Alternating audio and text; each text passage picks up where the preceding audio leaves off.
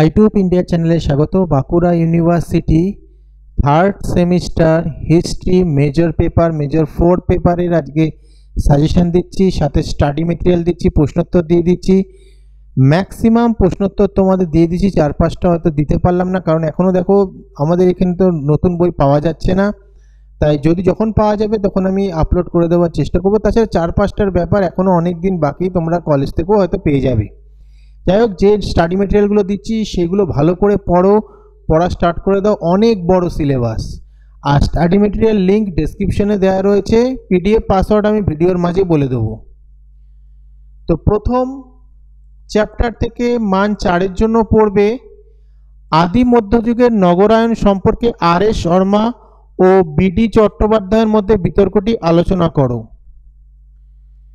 অথবা আদি মধ্যযুগের ভারতের নগরায়নের উপর একটি টিকা লেখো।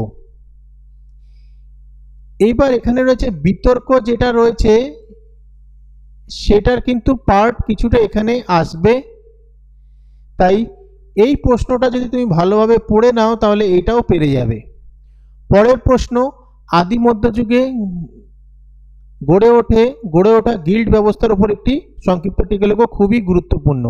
আরেকটা জিনিস বলে রাখি, অজস্র চ্যাপ্টার রয়েছে, প্রচুর কোশ্চেন দিয়েছি, কিন্তু সেই সব প্রশ্নই পড়তে হবে তার কোনো মানে নেই। যেগুলো আমি স্টার দিয়ে দিচ্ছি, গুরুত্বপূর্ণ বলছি, সেগুলোই ভালো করে পড়বে, সেখান থেকেই তোমরা কমন পাবে। এক্সট্রা কোশ্চেন দেওয়ার কারণ হচ্ছে অনেকেই আছো যারা অন্য চ্যানেলও ফলো করো, তার জন্য এক্সট্রা নোটসও দেওয়া রয়েছে। এক্সট্রা কোশ্চেন এই জন্যই দেওয়া রয়েছে, অনেকেরই স্টার দেওয়া কোশ্চেন হয়তো হয়ে যাওয়ার পরে হয়তো ভাবতে পারো যে এটা হয়তো নাও আসতে পারে সাজেশন, অনেকেরই সংশয় থাকে, এক্সট্রা কোশ্চেন পড়তে চায়, তবে তখনও কনফিউশন থাকে যে কী পড়বো, সেই জন্য এক্সট্রা আমি কোশ্চেন দিয়ে দিলাম। আর স্টাডি মেটেরিয়াল দেওয়ার সময়ও আমি এক্সট্রা কোশ্চেন দিয়েছি, হয়তো 4-5টা এই প্রশ্নের থেকে 4-5টা হয়তো দেওয়া নেই, কিন্তু তাছাড়াও একই চ্যাপ্টার থেকে একাধিক কোশ্চেন অ্যান্সার দিয়ে দিয়েছি, কারণ অনেকেই আছে অন্য চ্যানেলে ফলো করো, এবার অন্য চ্যানেল ফলো করার পরে সেই স্টাডি মেটেরিয়াল তো হয়তো নাও পেতে পারো, সেই জন্য আমি এক্সট্রা দিয়ে দিয়েছি, ঠিক আছে। আর চিন্তা নেই, অতিরিক্ত কোশ্চেন থেকে ভয় পাবে না, যেগুলো স্টার দেওয়া রয়েছে সেগুলো গুরুত্বপূর্ণ বলছি, সেগুলোই ভালো করে পড়বে। তো এই প্রশ্নটা খুবই গুরুত্বপূর্ণ রয়েছে। পরের প্রশ্ন, আদি মধ্যযুগে ভারতের ইতিহাস পুনর্গঠনে বিদেশি পর্যটকদের ভূমিকা। তো এখানে সবচেয়ে গুরুত্বপূর্ণ 3টে কোশ্চেনের মধ্যে প্রথম কোশ্চেনটা এবং দ্বিতীয় কোশ্চেনটা গুরুত্বপূর্ণ রয়েছে, এই দুটোই ভালো করে পড়ো, সময় থাকলে এক্সট্রা কোশ্চেন পড়বে। মান 10-এর জন্য পড়বে আদি মধ্যযুগে ভারতের সামন্ততন্ত্রের বিতর্কটি তুলে ধরো, অথবা আদি মধ্যযুগে ভারতের সামন্ততন্ত্র সম্পর্কে বিভিন্ন ঐতিহাসিকদের মতামত ব্যাখ্যা করো, যেটা প্রথম প্রশ্ন 5 নম্বরের প্রশ্ন দিলাম, সেটা এটারই পার্ট। ভারতের আদি মধ্যযুগ সামন্ততন্ত্রের উপর একটি টিকা লেখো, ভারতের সামন্ততন্ত্রের অস্তিত্ব সংক্রান্ত বিতর্কটি আলোচনা করো, খুবই গুরুত্বপূর্ণ, এটা আসার চান্স 90% রয়েছে। পরের প্রশ্ন, আদি মধ্যযুগের ভারতের ইতিহাস রচনায় লেখো উপাদানের গুরুত্ব আলোচনা করো, অথবা আদি মধ্যযুগের রাজনৈতিক ইতিহাস পুনর্গঠনে সাহিত্যের গুরুত্ব, চরিত সাহিত্যের গুরুত্ব প্রবন্ধ আলোচনা করো। তবে এইটা আমি অতটা গুরুত্বপূর্ণর মধ্যে রাখছি না, এটা 2টো কোশ্চেন হবে, এটা অর হবে না, এটা 3 নম্বর কোশ্চেন হবে। যাই হোক, এটা আমি অত গুরুত্বপূর্ণের মধ্যে রাখছি না, এই প্রশ্নটা ভালো করে পড়বে, এটা আসার চান্স কিন্তু প্রবল, ভেরি ভেরি ইম্পর্টেন্টের মধ্যে রাখছি, তো এটা সময় থাকলে পড়বে এই কোশ্চেনটা। পরের প্রশ্ন, কৈবর্ত বিদ্রোহের কারণ বিশ্লেষণ করো, পরের অধ্যায় থেকে মান 4, কৈবর্ত বিদ্রোহের কারণ বিশ্লেষণ করো, অথবা কৈবর্ত বিদ্রোহের কারণ সম্বন্ধীয় বিভিন্ন মতামতগুলি ব্যাখ্যা করো, এই বিদ্রোহের একজন নেতার নাম উল্লেখ করো। অসম্ভব গুরুত্বপূর্ণ, কৈবর্ত বিদ্রোহের প্রকৃতি ব্যাখ্যা করো। পরের প্রশ্ন, হর্ষবর্ধন ও শশাঙ্কের মধ্যে সংঘর্ষের একটি টিকা লেখো, গুরুত্বপূর্ণ রয়েছে। রাজপুতের উৎপত্তি সম্পর্কে সংক্ষেপে টিকা লেখো, গুরুত্বপূর্ণ রয়েছে। এই অধ্যায়ের প্রচুর কোশ্চেন কিন্তু গুরুত্বপূর্ণ রয়েছে। হর্ষবর্ধনকে সকলোত্তর পথনাথ বলা যায় কি, কে কোন বইতে তাকে এই অভিধা প্রদান করেছেন।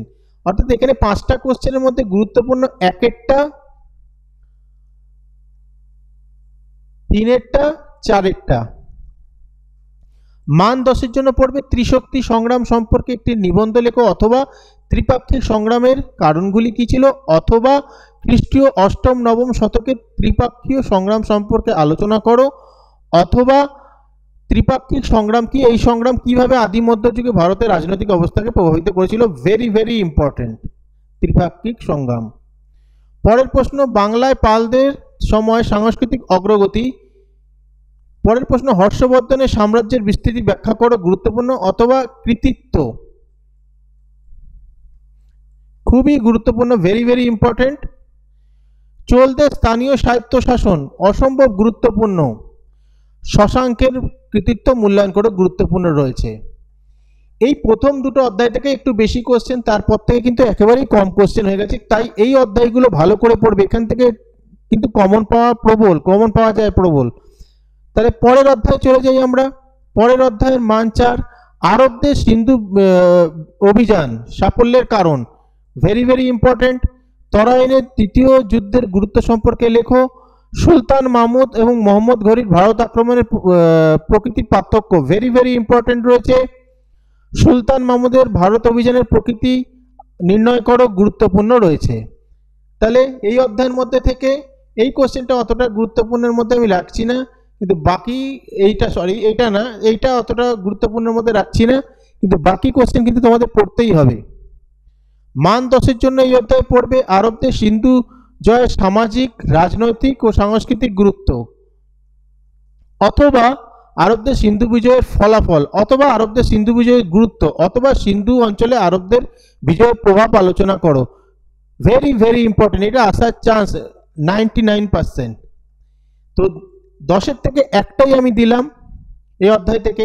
পরের অধ্যায় থেকে মডেল 4 থেকে দিচ্ছি মান 4-এর জন্য একটাই কোশ্চেন, গুপ্ত যুগের স্থাপত্য শিল্প আলোচনা করে একটাই দিচ্ছি, একটাই পড়বে এখান থেকে।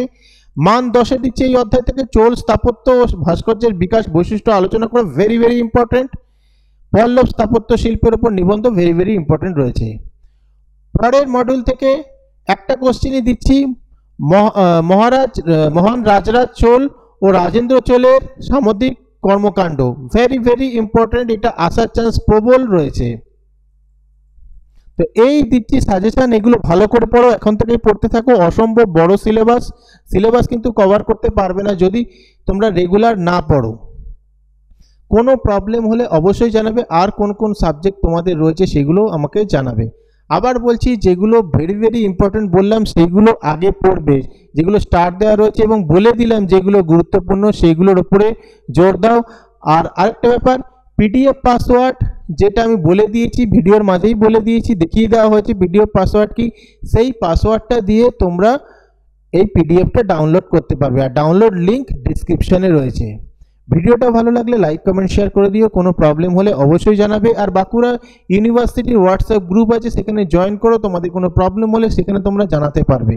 আমি অনেকদিন আগেই গ্রুপ দিয়েছিলাম, কিন্তু লিঙ্ক দিয়েছিলাম, কিন্তু কেউ গ্রুপে জয়েন হচ্ছে না, কিন্তু এখন বলছে গ্রুপ দিতে। আবার লিঙ্ক দেখবে তোমরা কমিউনিটি পোস্টে দেওয়া রয়েছে, সেখান থেকে তোমরা লিঙ্ক পেয়ে যাবে, সেখান থেকে জয়েন হয়ে নাও।